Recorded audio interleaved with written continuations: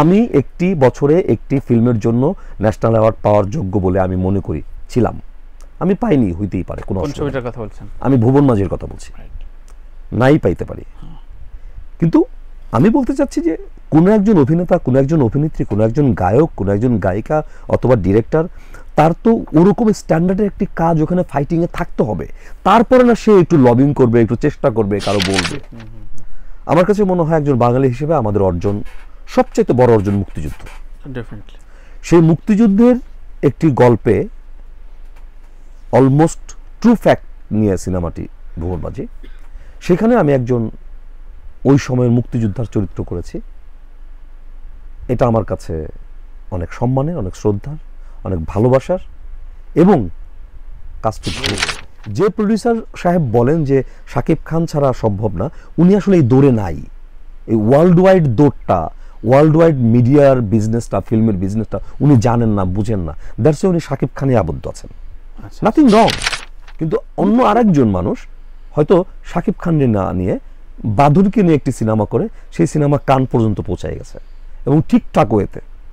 সেটার স্ক্রিপ্টের ফান্ডিং পেয়েছে বাইরে থেকে, ডিরেকশনের ফান্ডিং পেয়েছে বাইরে থেকে। তারপরে নিশ্চয়টা মেধাবী কাজ হয়েছে বলে হয়েছে।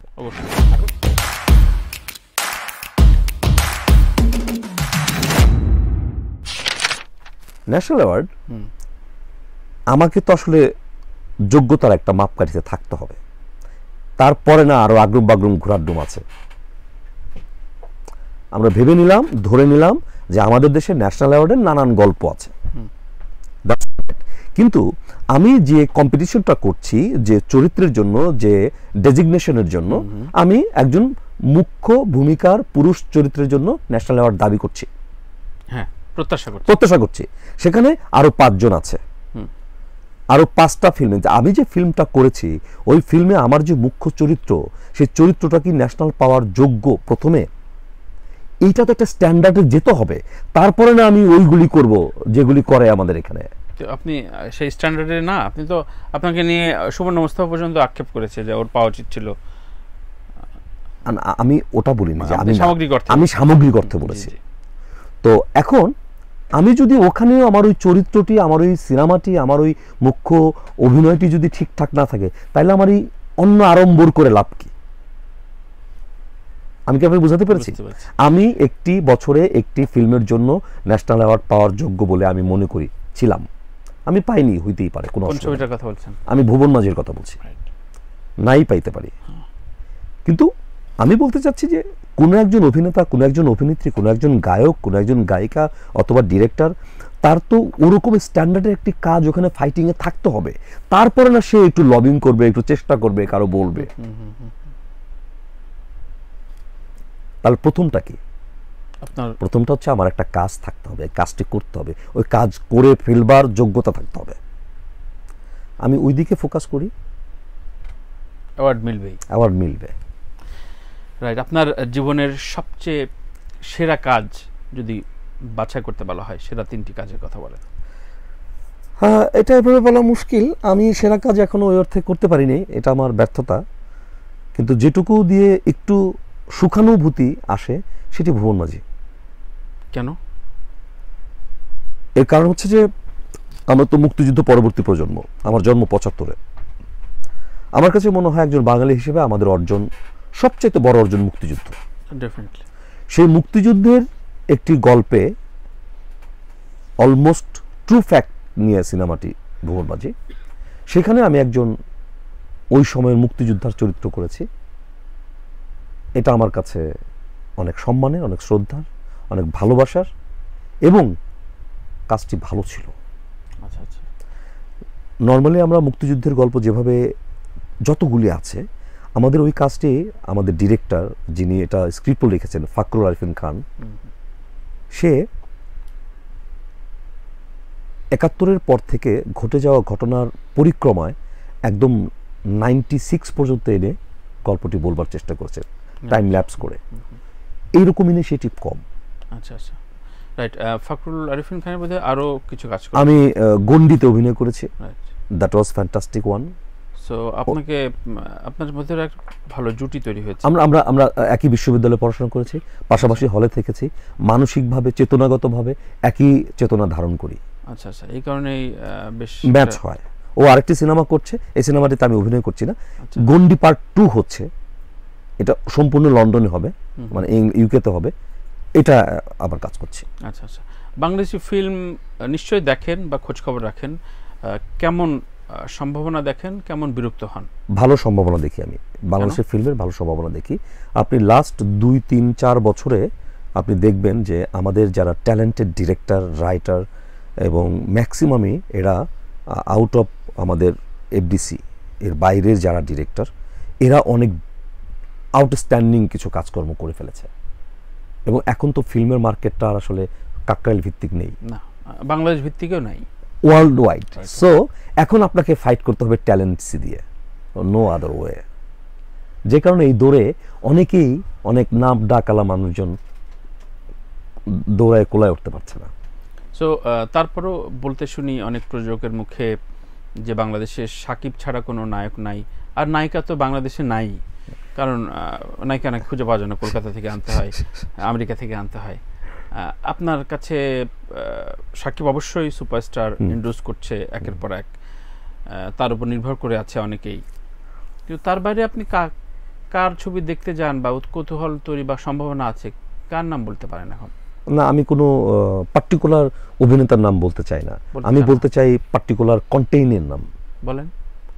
লাইক ধরেন এখন যে কন্টেন্ট হচ্ছে, যে গল্পগুলো হচ্ছে, দেখেন আমাদের দেশের ফিল্মের একটা ধারা আছে, ওই ধারার মধ্যে শাকিব খান ডেফিনেটলি ইম্পর্টেন্ট। কোন ধারা আছে? ধারা নাকি চেঞ্জ হয়ে গেছে? না, ধারা তো চেঞ্জ হয়েছে, না ধারা চেঞ্জ হয়েছে, আমি বলি সেটা। এখন তো শাকিব খান লিপস্টিক দিয়ে না না না নাচে না, না না, আমি বলছি যে আমাদের যে আমাদের দেশের জন্মের পর থেকে যে ফিল্মের ধারা, একটা একটা একটা টাইম একটা টাইপস আছে না, এই টাইপসটা যখন ওয়ার্ল্ড ওপেন হয়ে গেছে আমাদের সামনে, সেটা তো লাস্ট 5-7 বছরও হয়েছে, অথবা 10 বছরও হয়েছে, 10 বছর ধরে, তখন শাকিব খানও তো চেঞ্জ হয়ে গেছে। এই দৌড়ে আপনাকে টিকে থাকতে হবে, নো ওয়ে। যে প্রডিউসার সাহেব বলেন যে শাকিব খান ছাড়া সম্ভব না, উনি আসলে এই দৌড়ে নাই। এই ওয়ার্ল্ড ওয়াইড দৌড়টা, ওয়ার্ল্ড ওয়াইড মিডিয়ার বিজনেসটা, ফিল্মের বিজনেসটা উনি জানেন না, বুঝেন না, দ্যাটস উনি শাকিব খানে আবদ্ধ আছেন। নাথিং রং, উনি থাকতেই পারেন সেটা, কিন্তু অন্য আরেকজন মানুষ হয়তো শাকিব খানকে না নিয়ে বাদুরকে নিয়ে একটি সিনেমা করে, সেই সিনেমা কান পর্যন্ত পৌঁছায় গেছে এবং ঠিকঠাক ওয়েতে। সেটার স্ক্রিপ্টের ফান্ডিং পেয়েছে বাইরে থেকে, ডিরেকশনের ফান্ডিং পেয়েছে বাইরে থেকে, তারপরে নিশ্চয়টা মেধাবী কাজ হয়েছে বলেই হয়েছে। অবশ্যই। এখন এখানে অ্যাপ্লিকেশন যে ওয়ে, কেউ কেউ বলবেন যে এটা খুব স্লো, এটা শেকি ক্যামেরার কাজ, এটা একটা ধরন, যার যার, হ্যাঁ, যার জনরা, ওনার হয়তো এটা পছন্দ হয় নাই হইতে পারে, রাইট। কিন্তু ইনিশিয়েট নিয়ে কান অবধি যাওয়া, এটাও তো একটা বড় সাকসেস। হ্যাঁ, ক্যারিয়ারগতভাবে আপনি নাম বলতে চাচ্ছেন না, যেহেতু আমি নাম স্পেসিফাই করে কয়েকটা শুনতে চাই। জয়া এবং বাঁধনের সাকসেসটা দুজন 2 রেশিও, জয়ার সাকসেসটা অনেক বেশি, কিভাবে ডিফাইন করেন, কিভাবে ব্যাখ্যা করেন? আমি তো খুবই proud about that two lady. একটু ব্যাখ্যা করেন। জয়া হাসান, তারা অত্যন্ত মেধাবী, অত্যন্ত সময়োপযোগী, তাদের দূরদর্শিতা মারাত্মক, তারা জানেন, বোঝেন যে কিভাবে নিজেকে তৈরি করতে হয়, কিভাবে নিজেকে প্রেজেন্ট করতে হয়, কিভাবে ওয়ার্ল্ড ওয়াইড কাজ করতে হয়। আচ্ছা, অ্যাট দ্য সেম টাইম তারা সেটা প্রুভও করেছে, বাকিরা সেই দৌড়ে পারেনি। তার মানে এর বাইরে আসলে আপনি কারো অভিনয় টানেনি, আপনি যে কন্টেস্টগুলো বললেন, টেনেছে, আচ্ছা টেনেছে, পারে, করে, কিন্তু সবারই তো সবটা ওয়ার্ক করে না প্রপারলি।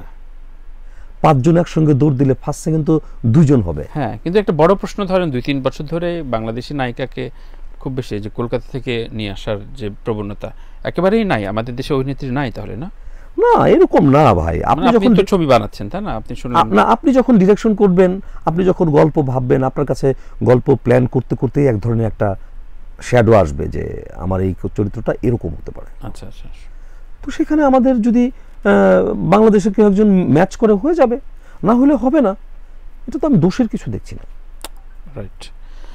বিদেশে যেহেতু আপনি এখন বিদেশে অর্ধেকটা বা প্রায় প্রায় পুরোটাই সেটেলড, ওখানে বাঙালি কমিউনিটিতে বাংলা কালচার বা নাটক ফিল্ম করে বিজনেস করার মতো কেমন জায়গা তৈরি হয়েছে বলে মনে করেন? ওটা আসলে বিজনেস শব্দটা ওখানে খুব ইম্পর্টেন্ট না। ইম্পর্টেন্ট না, না, কালচারের সাথে থাকাটা ইম্পর্টেন্ট। কালচারের সাথে থাকাটা important. At the same time আপনার মেন জব হইতে হবে অন্য কিছু, মেন জব হইতে হবে অন্য কিছু। আপনি ক্রিয়েটিভ জব করতে পারেন এবং তার জন্য রাষ্ট্র আপনাকে সহযোগিতা করবে যদি প্রপারলি আপনি প্লেস করতে পারেন, কিন্তু আপনার মূল কাজটা থাকতে পারে। ওখানে কাজ হিসেবে তো সবগুলোকেই সম্মানের চোখে দেখা হয়। রাইট। কিন্তু সত্যিকার অর্থে খুব দারুণ দারুণ ছবি পায়, মানে ইন জেনারেল দর্শক চোখ থেকে যদি দেখি, তারকারা যে বাইরে যায়, বিদেশ মানে তো একটা স্বপ্নের মোহের জায়গা, আহা আমেরিকা, আহা অস্ট্রেলিয়া।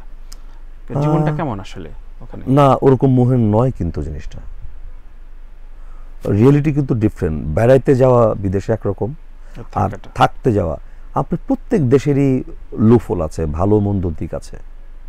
আপনাকে কেউ এর ধরনের কোনো গ্যারান্টি দেবে না যে আপনি আমেরিকায় যান আপনাকে ফুলের বিছানায় শোয়ায় রাখবে। নো, আপনার কাজটা করতে হবে, আপনার কাজটা আপনাকেই করতে হবে। রাইট। তো আপনি বলছেন যে এখানে না পারলে একটা মাঝ বয়সে তুমি বিদেশে চলে যাও, সমস্ত তরুণ বা যুবকদেরকে আপনি আহ্বান করছেন? না, আমি বিদেশে যেতে বলছি না।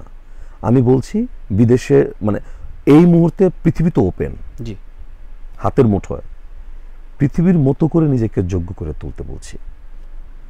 কারণ কোনো উপায় নাই এখান থেকে আড়ালে থাকার বা লুকিয়ে থাকার। আপনাকে চোখ খুললেই এগোতে হবে এবং ফাইট করতে হবে হোল ওয়ার্ল্ডের সঙ্গে। সো সেটা শিক্ষাগত যোগ্যতা থেকে শুরু করে, প্রেজেন্টেশন থেকে শুরু করে, যে কোনো জায়গায় বলেন, আপনাকে ওয়ার্ল্ড ওয়াইড স্ট্যান্ডার্ড ডেভেলপ করতে হবে ডে বাই ডে।